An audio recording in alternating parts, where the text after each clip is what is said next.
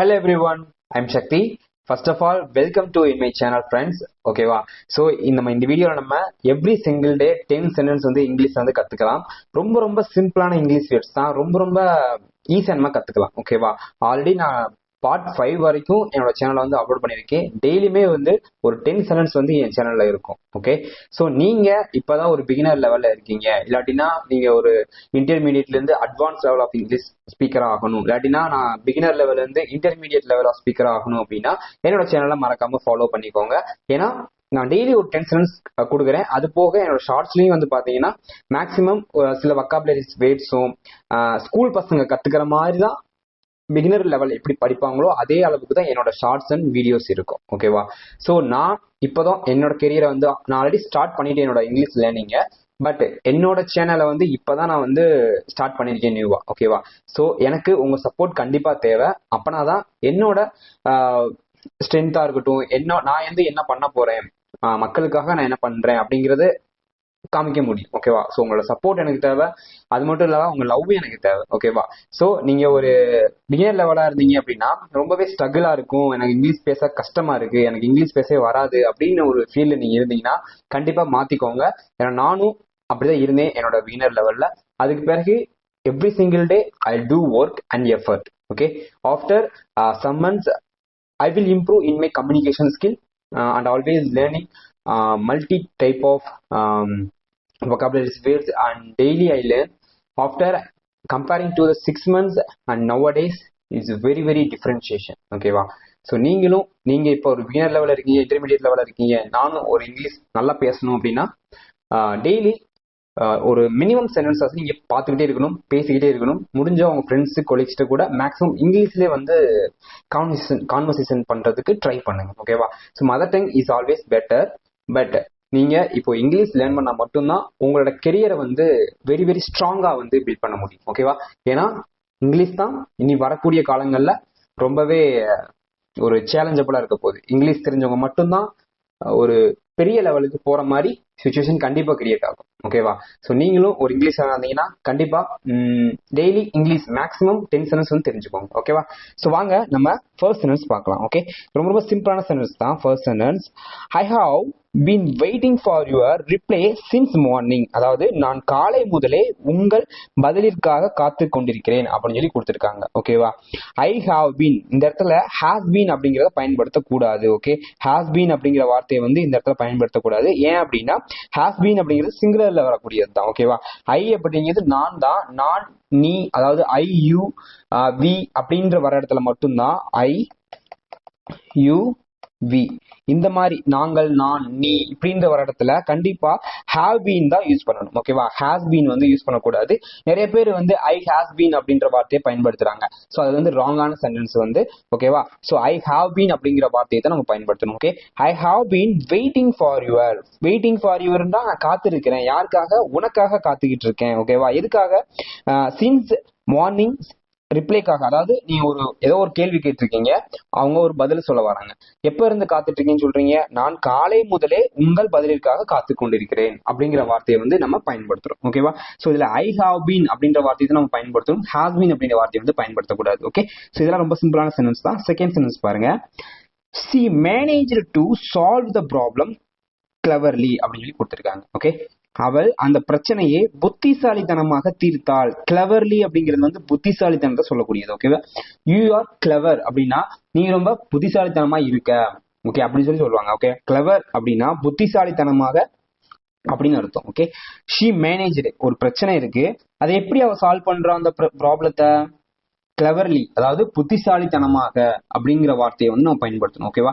இதெல்லாம் நம்ம ஸ்கூல் காலேஜ்ல வந்து ஏதாவது ஒரு ப்ராப்ளம்ஸ் இருக்கும், என்னோட ஃபேமிலிலே ஒரு ப்ராப்ளம்ஸ் இருக்கும், நம்ம ஃப்ரெண்ட்ஸ் வந்து ஏதாவது பிரச்சனை மாட்டிருப்பாங்க, அப்ப அந்த பிரச்சனையை வந்து ரொம்ப கிளவரா வந்து சால்வ் பண்ணிருப்பாங்க. ஓகேவா? அப்ப நீங்க இந்த மாதிரி வேர்ட்ஸை பயன்படுத்தலாம். Okay, she managed to solve the problem cleverly அப்படின்னு நம்ம பயன்படுத்துறோம். ஓகே, சோ செகண்ட் சென்டென்ஸ் ரொம்ப சிம்பிளான சென்டென்ஸ் தான். ஓகே, தேர்ட் சென்டென்ஸ் பாருங்க, they decided to start a new business together அப்படின்னு சொல்லி கொடுத்திருக்காங்க. அவர்கள் சேர்ந்து ஒரு புதிய வியாபாரம் தொடங்க முடிவு செய்தார்கள் அப்படின்னு சொல்லி கொடுத்திருக்காங்க. ஓகே, சோ they decided, அவர்கள், they அப்படிங்கிறது வந்து அவர்கள் அப்படிங்கிற வார்த்தையை குறிக்கிறது. decided அப்படின்னா முடிவுன்னு அர்த்தம். Okay, to start a new business, together அப்படின்னா சேர்ந்துன்னு அர்த்தம். டுகெதர். ஓகே, டுகெதர் அப்படின்னா சேர்ந்து, நீங்களும் நானும் சேர்ந்துன்னு சொல்றோம் இல்லையா. அதாவது அதுக்கு நம்ம டுகெதர் அப்படின்ற வார்த்தையை நம்ம பயன்படுத்துறோம். தே டிசைடட், அவர்கள் முடிவு எடுத்திருக்காங்க. என்ன முடிவு எடுத்திருக்காங்க? To start a new business, அதாவது பிசினஸ் ஸ்டார்ட் பண்றதுக்கு ரெண்டு பேர் சேர்ந்து முடிவு எடுத்திருக்காங்க அப்படிங்கிற வார்த்தையை நம்ம இங்கிலீஷ்ல ப்ரொனன்சியேஷன் பண்றோம். ஓகே, சோ இதெல்லாம் ரொம்ப ரொம்ப சிம்பிளான வேர்ட்ஸ் தாங்க. ஓகே, சோ அடுத்து ஃபோர்த் சென்டென்ஸ் பாருங்க. He apologized for this mistake sincerely அப்படின்னு கொடுத்திருக்காங்க. He apologized அப்படின்னா என்ன அர்த்தம்? apologize அப்படின்னா மன்னிப்பு அப்படின்னு அர்த்தம். ஓகேவா, apologize மன்னிப்பு, forgiveனாலும் மன்னிப்பு. இதுக்கு வந்து forgive அப்படின்னாலும் மன்னிப்பு தான் குறிக்கும். apologize அதாவது இது வந்து அட்வான்ஸ் லெவல் ஆஃப் இங்கிலீஷ் வேர்ட்ஸ்னு சொல்லுவாங்க. ஓகேவா, அப்பாலஜைஸ் கேளு, ப்ளீஸ் ஆஸ்க் அப்பாலஜைஸ் அப்படின்னு சொல்லி சொன்னாங்க அப்படின்னா நீ வந்து மன்னிப்பு கேளு அவங்க கிட்ட அப்படின்னு சொல்லி அர்த்தம். ஓகேவா, ஸோ சாரி அப்படின்னு யூஸ் பண்றோம் இல்லையா, அந்த வார்த்தைக்கு பதிலாக தான் அப்பாலஜைஸ் பயன்படுத்துறோம். ஃபர்கிவ் அப்படின்ற வார்த்தையை நம்ம பயன்படுத்துறோம். ஓகேவா, இந்த மூணுமே வந்து மன்னிப்பு அப்படின்ற அர்த்தத்தை தான் தமிழ்ல குறிக்கும். ஓகேவா, சோ அவர் தனது தவறுக்காக மனமாற மன்னிப்பு கேட்டார். அதாவது he apologized for his mistake sincerely அப்படின்னு. சின்சியர்ல என்ன அர்த்தம்? மனமாறன்னு அர்த்தம். ஓகேவா, சின்சியர்லி உணர்வுபூர்வமாக, ஓகேவா, ஆக்கப்பூர்வமாகன்னு சொல்றோம் இல்லையா தமிழ்ல, அதுக்குதான் நம்ம சின்சியர்லி அப்படிங்கிற வார்த்தையை நம்ம பயன்படுத்துறோம். Okay, he apologized for his mistake sincerely. ஓகேவா, அவன் மன்னிப்பை மனதார கேட்டான், வெறும் வாயால கேட்காம மனதார கேட்டான் அப்படிங்கிறதுக்காக தான் he apologized for this mistake sincerely அப்படின்ற வார்த்தையை நம்ம பயன்படுத்துறோம். ஓகே, ஃபோர்த் சென்டென்ஸ் ரொம்ப ரொம்ப சிம்பிளான சென்டென்ஸ் தான். ஓகேவா, சோ அடுத்து பார்ப்போம். ஃபிஃப்த் சென்டென்ஸ் பாருங்க. The meeting was postponed due to heavy rain அப்படின்னு கொடுத்திருக்காங்க. கனமழை காரணமாக கூட்டம் ஒத்திவைக்கப்பட்டது. ஓகே, the meeting was அப்படின்னா என்ன? ஆல்ரெடி நடந்து முடிஞ்ச விஷயத்துக்கு நம்ம வாஸ் அப்படிங்கிற வார்த்தையை பயன்படுத்தணும். நார்மலா இந்த மீட்டிங் போஸ்ட்போன் அப்படின்னு சொல்லக்கூடாது. ஓகேவா, போஸ்ட்போன் முன்னாடி கண்டிப்பா வாஸ் அப்படிங்கிற அந்த verb வந்து பிரசன்ட் ஆயிருக்கணும். ஓகேவா, சோ இந்த meeting was postponed due to heavy rain. எதுக்காக போஸ்ட்போன் ஆச்சு? Heavy rain. அதாவது ஹெவி ரெயின் என்ன அர்த்தம்? நம்ம ஒரு மீட்டிங் அரேஞ்ச் பண்ணியிருக்கோம், அது ரொம்ப மழை பெஞ்சு என்விரான்மெண்ட் காரணமா வந்து அந்த மீட்டிங் வந்து தள்ளி போயிடுச்சு. அதுதான் நம்ம அப்படி சொல்றோம் இங்கிலீஷ்ல. the meeting was postponed. ஏன் போஸ்ட்போன் ஆயிடுச்சு?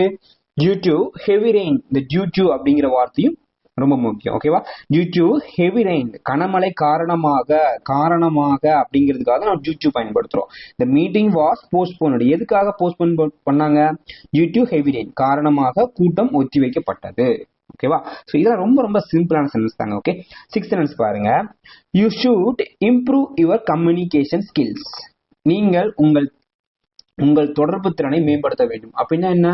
நீங்க ஒரு இன்டர்வியூ போறீங்க, இல்லாட்டினா ஏதோ ஒரு மீட்டிங் அட்டென்ட் பண்றீங்க, இல்லாட்டி உங்க ரிலேஷன்ஷிப் ஐ மீன் உங்க ஃபேமிலிக்குள்ளேயே வந்து ஒரு எப்படி சொல்றது, உங்க ஃபேமிலிக்குள்ளேயே ஒரு மீட்டிங் மாதிரி அரேஞ்ச் பண்ணி நம்ம ஃபேமிலி எப்படி டெவலப் பண்றது, நம்ம ஃபேமிலிக்கு என்னென்ன தேவை அப்படிங்கறது ஏதோ பேச வரீங்கன்னு வச்சுக்கலாம்.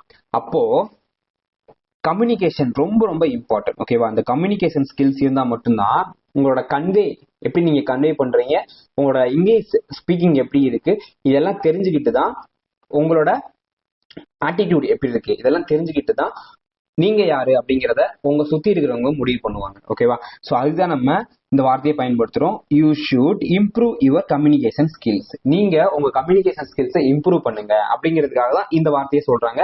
இது ரொம்ப ஆல்ரெடி நம்ம ஈஸியா டெய்லி லைஃப்ல பயன்படுத்திட்டு இருக்க வார்த்தை. ஓகேவா, ஷுட் அப்படிங்கிறது வேண்டும் அப்படின்னு அர்த்தம்.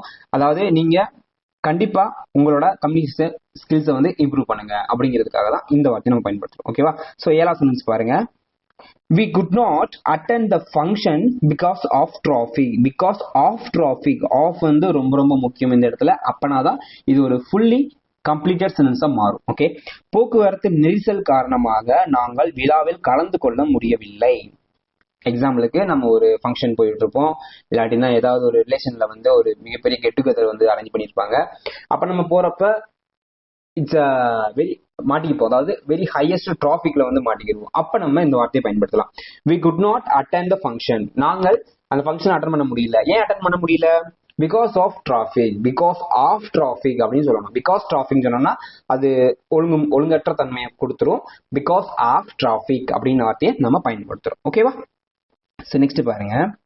the teacher appreciated her for her dedication. Dedication means ஆசிரியர் அவளது அர்ப்பணிப்புக்காக பாராட்டினார். அதாவது இந்த டீச்சர் மீன்ஸ் ஆசிரியர்னு அர்த்தம். அப்ரிஷியேட்டட் என்ன, பாராட்டுறது, அவங்கள வந்து புகழ்றது, அதுதான் நம்ம பாராட்டுன்னு சொல்றோம். ஹியர் ஃபார் ஹர் டெடிகேஷன், அதாவது அவ வந்து டெடிகேட்டடா ஒர்க் பண்றா, அவ வந்து அதிகமான முறையில அவளோட டெடிகேட்டா கொடுத்து நல்லா படிக்கிறா, நல்லா வந்து எக்ஸ்ட்ரா கரிக்குலர் ஆக்டிவிட்டிஸ் இன்வால்வ் ஆவாங்க இல்லையா. ஸோ அவங்கள வந்து இந்த டீச்சர் அப்ரிஷியேட் பண்ணுவாங்க. அப்ப அவங்க என்ன வார்த்தையை பயன்படுத்துறாங்கன்னா, இந்த டீச்சர் அப்ரிஷியேட்டட் ஹியர் டெடிகேஷன். ஓகேவா. ஸோ இந்த வார்த்தை ரொம்ப ரொம்ப important. At the same time இது ஒரு 3 vocabulary wordsல பிரசன்ட் ஆயிருக்கு. ஓகேவா. ஸோ அடுத்து பார்க்கலாம். I prefer coffee to tea in the morning. ஓகேவா.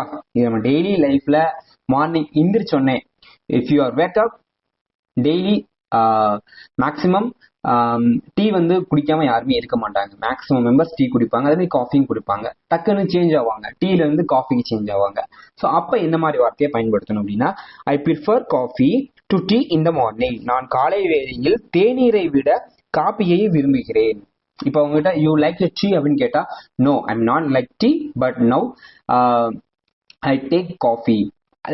அப்படி இல்லைன்னா ஐ டுக் அ காஃபி, எனக்கு காஃபி நான் வந்து அருந்திட்டேன் அப்படின்னு சொல்லி சொல்றாங்களே, அதுக்கு தான் நம்ம ஐ டுக் காஃபி அப்படின்ற வார்த்தையை நம்ம பயன்படுத்துறோம். ஓகே.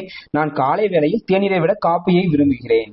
ஓகே. ஸோ அதுக்கு தான் இந்த வார்த்தை பயன்படுத்துறோம். ஐ prefer coffee to tea in the morning. Okay. டீக்கு பதிலாக நான் காஃபியை வந்து விரும்புறேன் அப்படின்றதுக்காக இந்த வார்த்தையை நம்ம பயன்படுத்துறோம். ஓகேவா. ஸோ நெக்ஸ்ட் சென்டென்ஸ் பார்க்கலாம். He has been living in Chennai for more than 5 years. அவர் 5 ஆண்டுகளுக்கு மேலாக சென்னை நகரில் வசித்து வருகிறார் அப்படின்னு சொல்லி கொடுத்திருக்காங்க. He has been, நான் ஆல்ரெடி சொல்லியிருக்கேன். ஓகேவா. நீ, நான், அவன், அவர்கள் அப்படின்றதுக்காக தான் நம்ம அந்த இடத்துல have beenன்றத பயன்படுத்துறோம். ஆனா இங்க has been கொடுத்திருக்காங்க. he has been அப்படின்னா என்ன, சிங்குலர்ல வரக்கூடியது எல்லாமே has been அப்படின்றத பயன்படுத்தணும். ஓகேவா. he has been living in Chennai for more than 5 years. அதாவது அவர் 5 ஆண்டுகளுக்கு மேலாக சென்னை நகரில் வசித்து வருகிறார். ஓகேவா. சென்னை நகரில் வசித்து வருகிறார் அப்படிங்கறத தான் நம்ம இந்த மாதிரி சென்டென்ஸை பயன்படுத்துறோம். ஓகேவா. he has been living in Chennai எவ்வளவு நாளா, for more than 5 years. 5 years மேல, அதே 5 years அப்படின்னு எப்படி சொல்லுவோம், இந்த more அப்படின்ற கண்டிஷன் வரவே வராது. ஓகேவா. he has been living in Chennai 5 years அப்படின்னு முடிச்சிருப்பாங்க. 5 years தான் அவர் சென்னையில வாழ்ந்திருக்காரு அப்படிங்கிறதுக்காக அதை பயன்படுத்துறோம். 5 years மேலாக அப்படிங்கிறதுக்காக தான் இந்த more அப்படிங்கிற வெர்ப கண்டிஷனை பயன்படுத்துறோம். ஓகேவா. ஸோ 10 சென்டென்ஸ் பார்த்திருக்கோம். 10மே ரொம்ப ரொம்ப சிம்பிளான அண்ட் ரொம்ப ஈஸியா அண்டர்ஸ்டாண்ட் ஆகிற மாதிரி தான் நான் சொல்லி கொடுத்துருக்கேன் நம்புறேன். இதே மாதிரி சென்டென்ஸ் டெய்லி நீங்க ஃபாலோ பண்ணிட்டே வாங்க. கண்டிப்பா உங்களால ஓரளவுக்கு அப்படின்றத தாண்டி நல்லாவே இங்கிலீஷ் ஸ்கில்ஸை வந்து க்ரோ பண்ணிக்கிற முடியும். ஓகேவா. ஸோ இந்த வீடியோ ரொம்ப பிடிச்சிருக்குன்னு நான் நம்புறேன். டெய்லி உங்களோட பெஸ்ட்டை வந்து கொடுங்க உங்க லைஃப்ல. கண்டிப்பா நீங்களும் ஒரு சக்சஸ்ஃபுல்லான உமனா மாறுவீங்க. ஓகேவா. ஸோ கண்டிப்பா நான் நம்புறேன் உங்களை, நீங்களும் நல்லா உங்களோட கம்யூனிகேஷன் ஸ்கில்ஸை வந்து டெவலப் பண்ணிக்கோங்க. ஓகேவா. ஸோ இந்த வீடியோ பிடிச்சுன்னா சப்ஸ்கிரைப் பண்ணி ஃபாலோ பண்ணிக்கோங்க. எனக்கும் உங்களோட சப்ஸ்கிரைப் வேணும், சப்போர்ட் வேணும் அண்ட் லவ் எப்பயுமே வேணும். ஓகேவா. So thank you friends, thank you. முடியாதது ஒன்றுமே இல்லையே, படியாக்கலாம் தனிகளின்